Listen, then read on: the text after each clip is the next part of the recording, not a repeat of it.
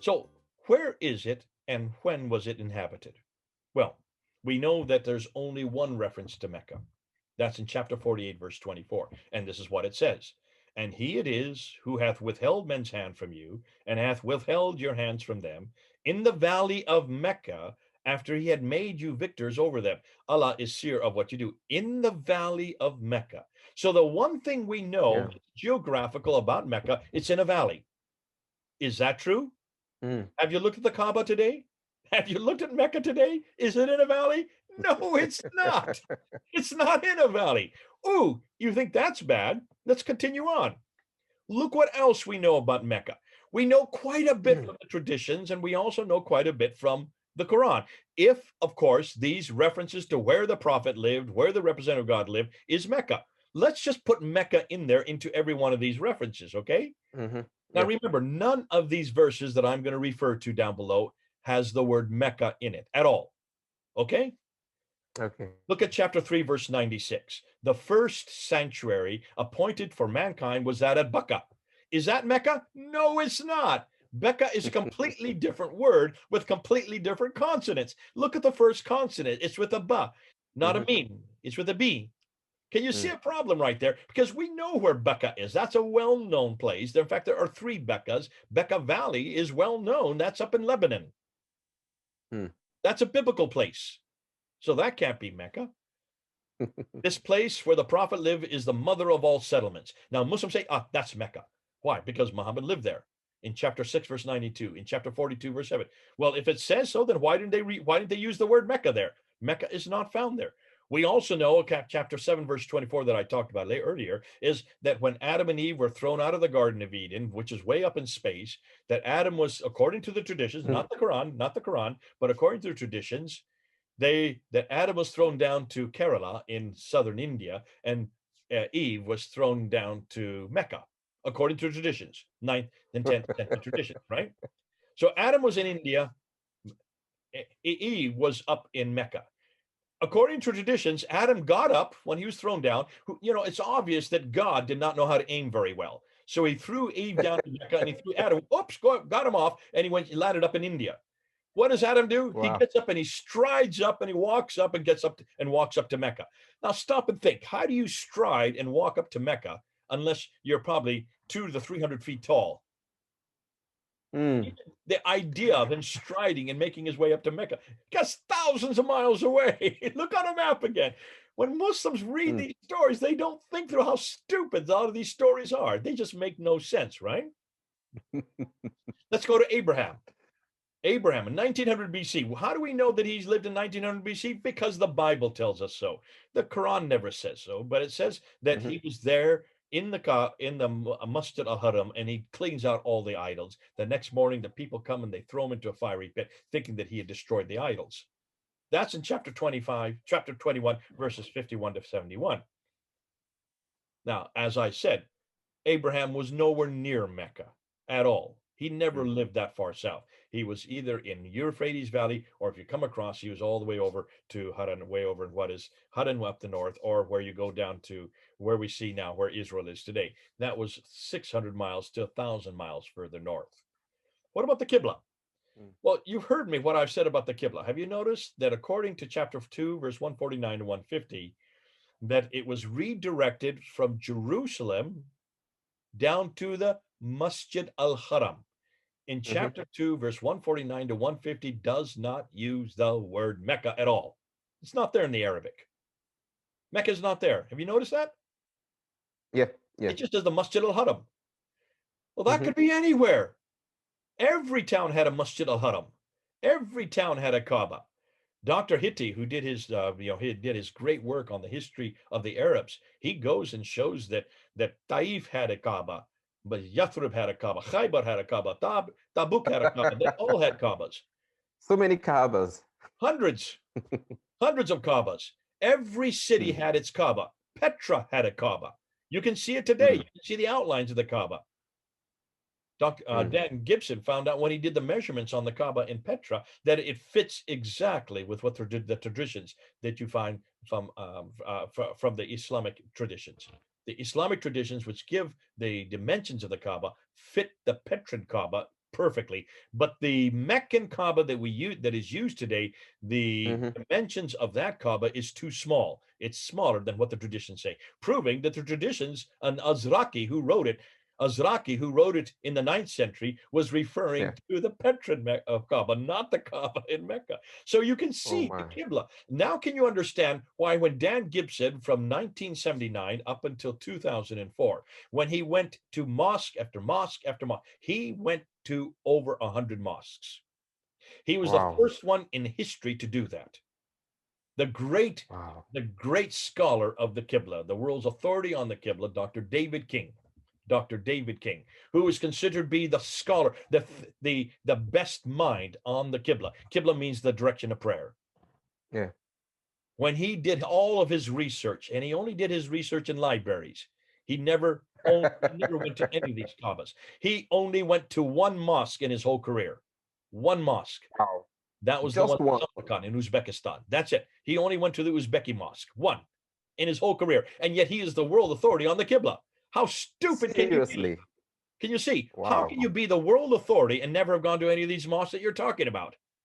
Dan Gibson is not a scholar, doesn't have any degree behind his name, but he lived amongst the people, learned the languages, and he went from mosque to mosque to mosque to mosque, and he used aster satellite imagery coming from space to find the exact coordinates for every one of the Qiblas. No one had done that before. No one had done that before. And guess what he found? None of the Qiblas. None. That includes the Qiblatain Mosque in Medina. That includes all the mosques in Yemen and in Israel, all the way as far over as the Canton Mosque, the Guangzhou Mosque in China, the Sherman Mosque in southern India, in Kerala. All these mosques that are thousands of miles away, and they were all being built in the 7th century, in 636, 636, 642, 670, 682, 690, up until 706. 706. Look at the date. That's the 8th century, right? 706. Muhammad died in 632, right? Yeah. The Qibla was canonized in 624. Am I correct? The Qibla was canonized in 624. That's the time that, according to chapter 2, verse 149 to 150 that I just quoted, that's when it was redirected down to, supposedly from Jerusalem down to Mecca. That's what Muslims tell us. Yet every mosque up until 706, every mosque was facing Petra. Facing Petra. Wow. That's way up in Jordan. That's 600 miles further north. That's where the people of Thamud live. That's where the people of Ud live. That's where the people of the Midianites live. They live up there. Every mosque. Because the Qiblas are still there today. They're just ruins, but you can see the wall. You can there look at the wall, and you can look from space down onto the wall and look and see exactly where they're directed. And every mosque is facing Petra up until 706. So when was the first mosque that he found? When was the first mosque facing Mecca? Do you know the date? You probably don't. 727. 727. In Bakkah, in Pakistan. The very first mosque that is facing Mecca is not till 727. Muhammad died in 632. Abraham was supposed to have been there in 1900 BC. Adam and Eve were supposed to have been there in the beginning of time. And not one mosque is facing Mecca until 722. Can you see how this just destroys everything about Islam and everything about their traditions and everything about Mecca? Now, when did all the mosques face Mecca? And from that time, they have all faced Mecca? Not till 822. Some say not till 876, because there's still some they think that have been found that are after 822 up until 876. That's the late 9th century that they're still facing Petra or in between, or the parallel mosque that Dan talks about. There are 4 Qiblas that he found, not just one, not just 2, but 4 Qiblas. I'm not going to get into that today. What I'm looking at is Mecca. Why is it they don't begin to face Mecca until 727? That's 100 years after Muhammad. Can you see? This is a problem, Muslims, and you've got to deal with this. And thank God I don't have to defend this. Thank God I don't have to give an answer to this. So let's move on. That's just the first problem, right? Now, Yeah. what other reference do we have? Well, let's go and let's see what else we found. Let's look and see what the traditions, and also what not only just the traditions, but also what. Oh, I've got a mistake here. I can see I've got to change that when I finish this. But let's look and see what the traditions say. The traditions talk about Mecca. Now, by the time the traditions are written down, Ibn Ishaq, forget Ibn Ishaq. He never wrote a thing that we know of. It's Ibn Hisham. That should be Ibn Hisham. Whenever you see Ibn Ishaq, that should be Ibn Hisham. That's a typo. Yeah. There. I forgot to put Hisham's name. We're talking about this book right here. This is the book that it's attributed to him. So it says Ibn Ishaq. Ibn Ishaq didn't write one word of this book. Nothing. Okay, I can see that, but I'm not sure that the audience can see it because your slide is on. So if you want them to see it, you can actually. Oh, there you go. Okay. All right, so that's the book Dr. J is talking about, The Life of Muhammad.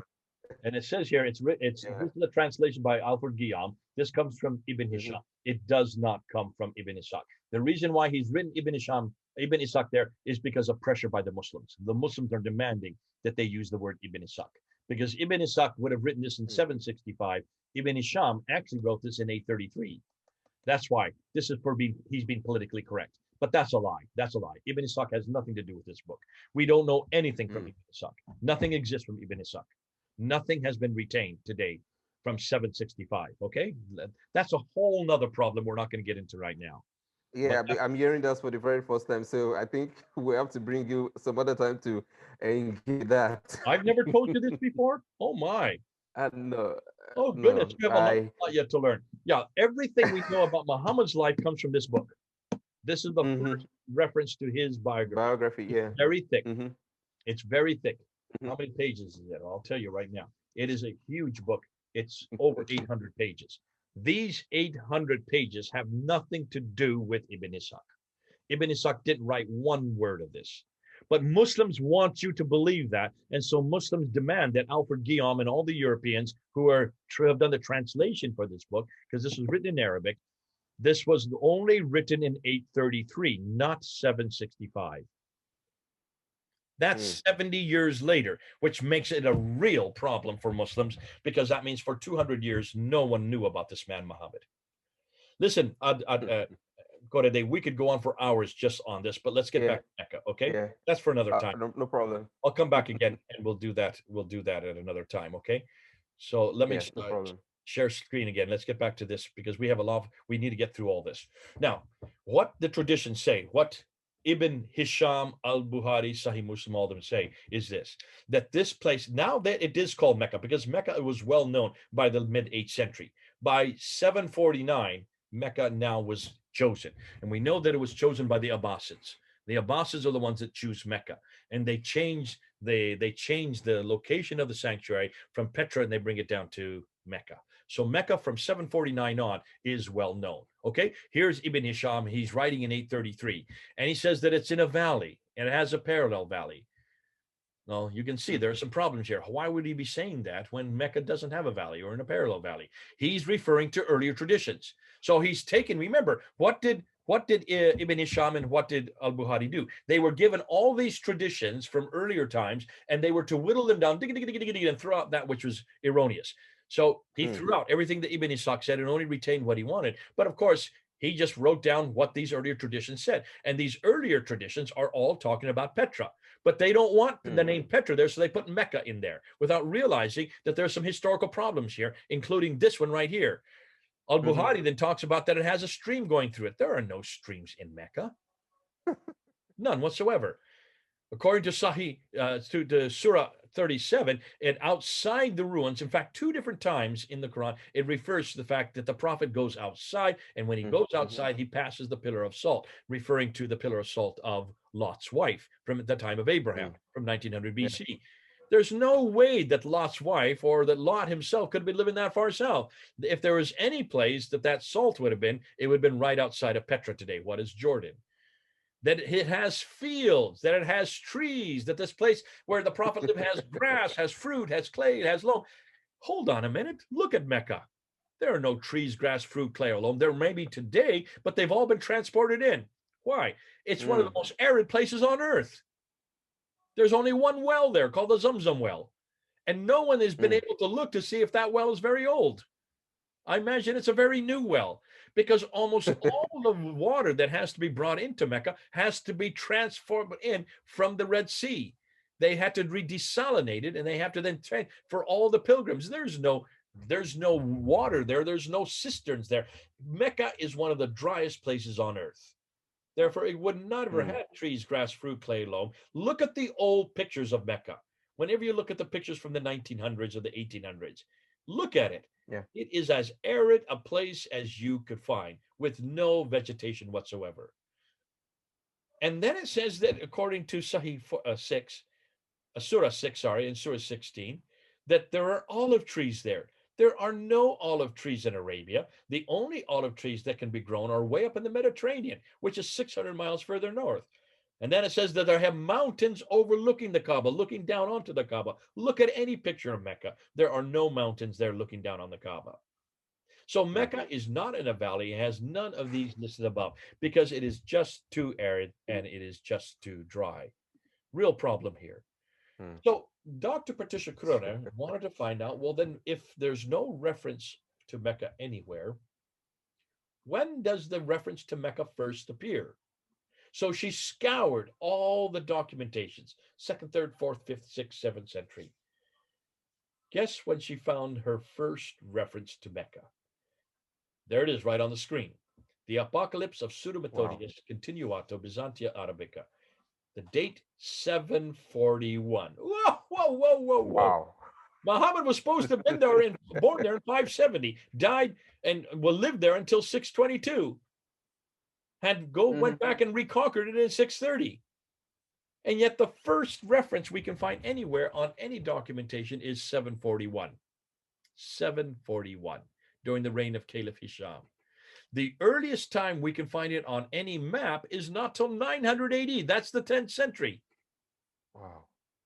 Now, Krona in her work said that Greek trading documents refer to the towns of Taif and Yathrib, Chayv, but never to Mecca.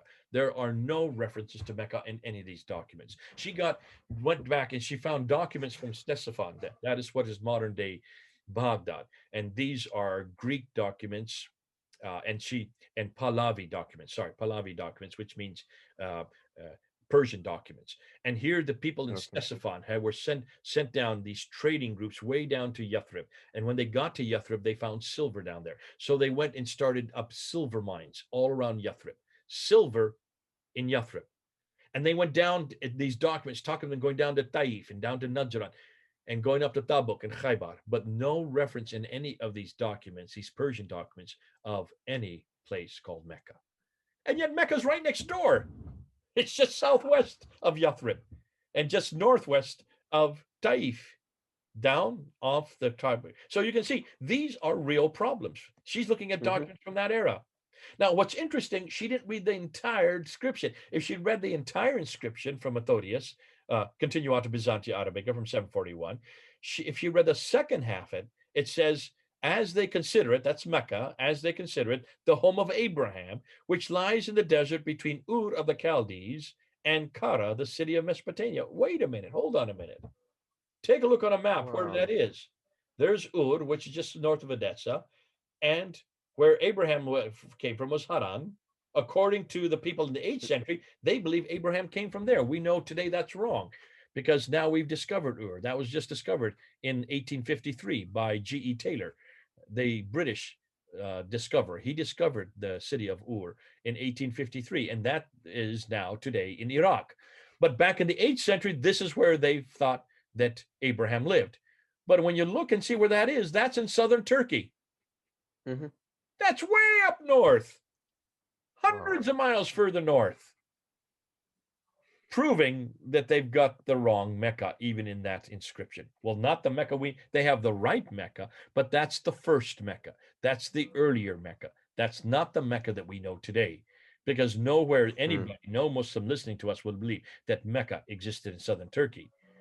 Too far north, Yeah. once again, but directly above the present-day Mecca. And the original Mecca was located in southern Turkey or south of Edessa. Now, let's look at modern Mecca today. When you look at Mecca today, you see that huge building. I don't know if you've seen pictures. That is the fourth highest building in the world, Yeah. that clock tower.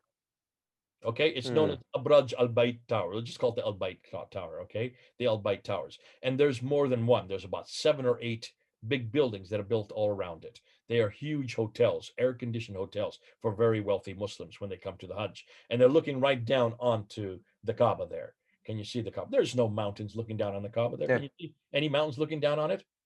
No, but there are buildings that are like No, mountains today. So they're trying to recreate the very thing that the Quran talks about. It's the world's largest clock. It has 45 feet across, and it's then designed the same way as Big Ben in London. There you can see a picture of Big Ben and that clock right at the bottom there. Now, yeah, this is yeah. what they want to make Mecca to look like. Take a look at that. It's all going to be cemented over. It's going to be a huge place. Wow. That's future. Today, this is what it looks like today. Well, Wow. this is actually about 2 years old now. What do you notice? There are Mhm. cranes everywhere, right? When you build Yeah, buildings, you yeah. need cranes. But take a look at what they're Hmm. cementing over. The Prophet's birth home is now being cemented over and destroyed. Khadija, his wife, home has been destroyed to make places for these buildings. Mm. They're just destroying the history. They don't even care about the Prophet anymore there in Mecca. But what's most important is when you build large buildings like that, fourth highest in the world, enormously tall buildings. What's the first thing you need to do? You need to build foundations. You need to dig Yeah, holes into the ground. Am I correct? that's true. So when you dig holes in the ground, what happens when you dig holes in any ancient city in the ground? You come across You make artifacts. discoveries. You make Exactly. discovery after discovery. And the Yeah. archaeologists come to the building sites and they say, give us anything you find. And that's Hmm. what you go to London, you go to Athens, you go to any ancient city, you go to even Baghdad. And whenever they build these large buildings, the archaeologists are there because the builders are doing their job for them. They're actually Hmm. digging much deeper than the archaeologists can dig, and they're going back and recreating. They take the artifacts and then they recreate the history of the city. And that's Hmm. exactly what they should be doing here. So Dan Gibson was at a conference in 2009 when these buildings were being built. And at the conference there in Arabia, he went to the archaeologists that were there. It was an archaeological conference, and he asked them, Okay. "What have you found? You're there. What have you found?" And they kind of looked sheepishly at him, and they said, "Well, we've not found a thing. Zero. Not a thing. Except they found an Ottoman fort from about 1299 AD. 1299. That's Mm. the oldest thing they Wow. could find in Mecca. The oldest thing that has now 1299. been uncovered from all this building that's going on. What does that tell you, Corede? Something is actually wrong somewhere. I mean, like you said, if this is the city we're talking about, we should have been discovering things more ancient. In fact, we should be able to go back to the 7th century, the time of Muhammad. But if we can't find anything that had to go way back to that period, probably we're in the wrong place. We should be able to find we should be able to find artifacts all the way back to Abraham. Don't Mm. stop there, Yeah, all the way because back yeah, to Adam and Eve. exactly. If this is the oldest city in Hmm. the world, then why aren't we finding artifacts that go all the way back to Adam and Eve? Ooh, to say nothing of Abraham in 1900 BC. The oldest thing they can find so far is 1299 AD, not BC, AD. Wow. Wow. Wow. That's only Wow. 800 years ago. Only 800 years ago.